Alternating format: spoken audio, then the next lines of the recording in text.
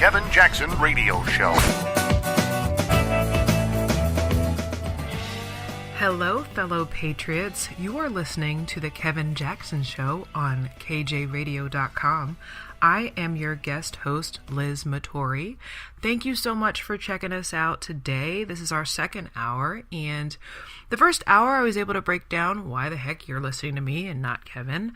I am guest hosting today. I am the author of Born Again Republican. I am a newfound conservative, and just like you and Kevin, I am joining you on this mission to encourage, if not inspire, if not yell at the top of our lungs for folks to know what the left is doing. So in turn, because I came relatively new to this game, I've been very adamant about, like, why the heck don't more people, particularly more people of color, more women, all the identity politics people, why don't they get it? You know, like, the moment that you start thinking and seeing things the way that I'd seen them, you know, you're like, whoa, dude, like, you're not seeing how manipulated all of this stuff is, and how, like, we're being taken for granted and all that stuff. And, you know, I think at first I was, like, really frustrated because I'm like, why is this happening? But I do think that more people are paying attention. I don't know, you think about it, you know, like, there's all these articles now.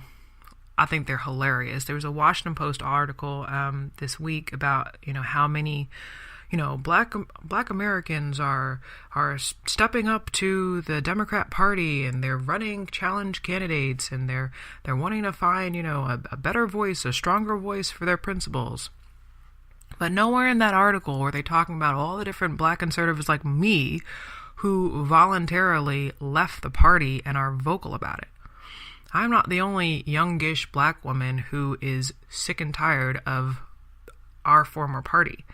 And if anything, you know, if there is a story to be made, yeah, I'm just saying, you know, like, how I was raised, how liberal I was raised, just like maybe some of you out there, many of you out there, they don't want us to know about each other.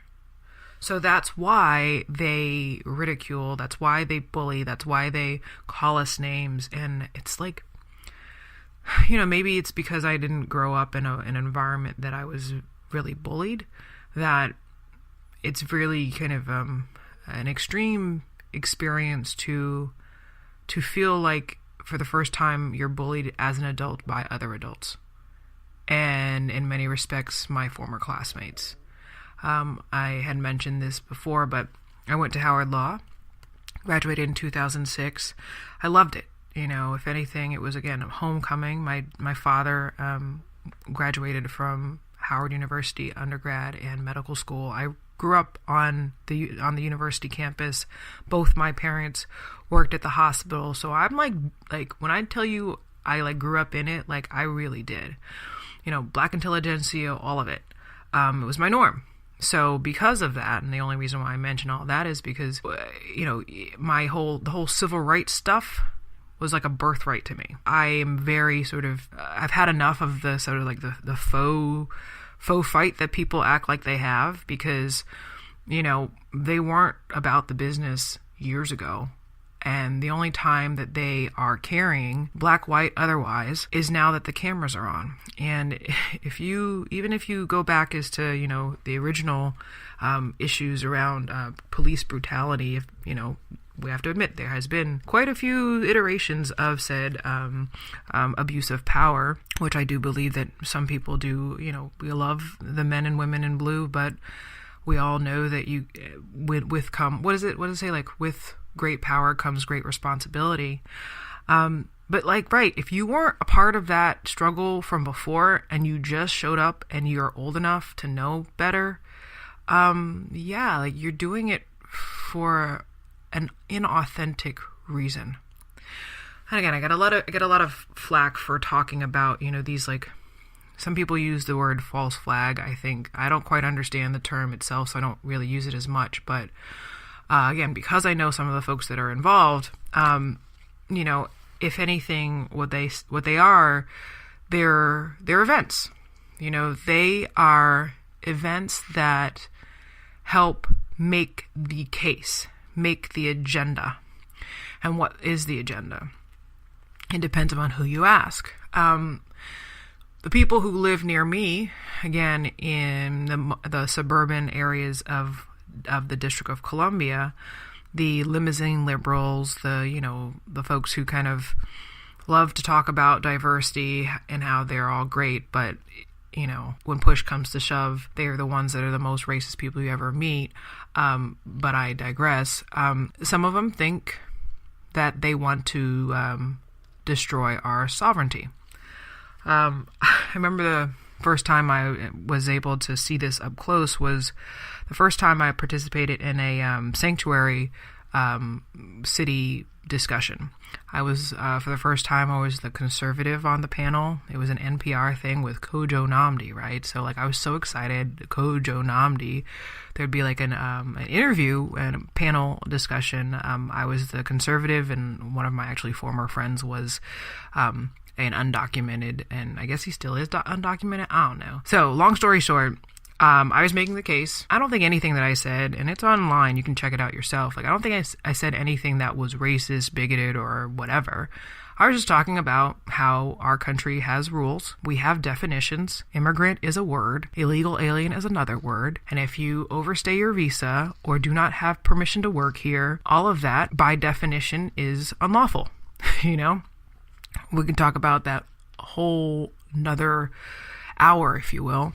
But so I remember one of the questions that came up from the audience was talking about there are no illegal people, that whole thing. There are no illegal people. Well, nobody is talking about their humanity. We're just talking about their permission and their right to be in the country and, of course, take over our, our own government. Anywho, that kid, 20-year-old kid, was like, oh yeah, of course I want a borderless country. And I'm ever since I heard that, I'm like, what is a borderless country? Maybe y'all know, maybe you can help me out and understand how a country can be borderless.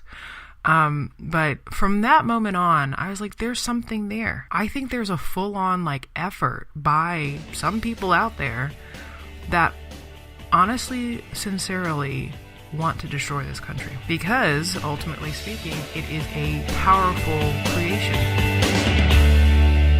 This is the Kevin Jackson Radio Show.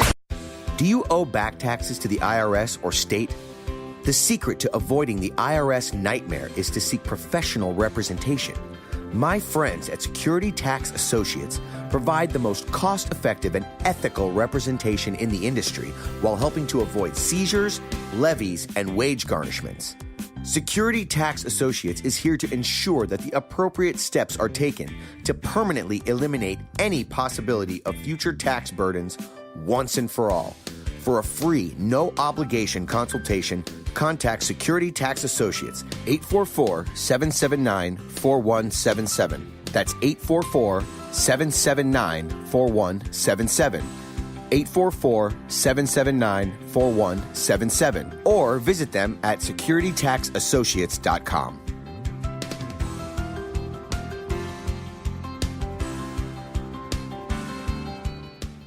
Beth Cook Moranville, author of Closer Than Your Breath, a book of hope. Hope, that wonderful, wonderful 4-letter word that you may feel completely out of. I wrote this book to give you great hope. It's not too late. If fetal position is an all too familiar place for you, I understand. If the next 60 seconds are too long, this book is for you. Wherever you are right now, whether you're dealing with divorce or death or sickness, take hope. You are going to make it through this pain. Don't roll your eyes. I've walked this road and I know it. The best is yet to come. Closer Than Your Breath, a book of hope from author and speaker Beth Cook Moranville, can be found on Amazon.com or Kindle.com. For more information, visit closerthanYourBreath.com or on Facebook at Closer Than Your Breath.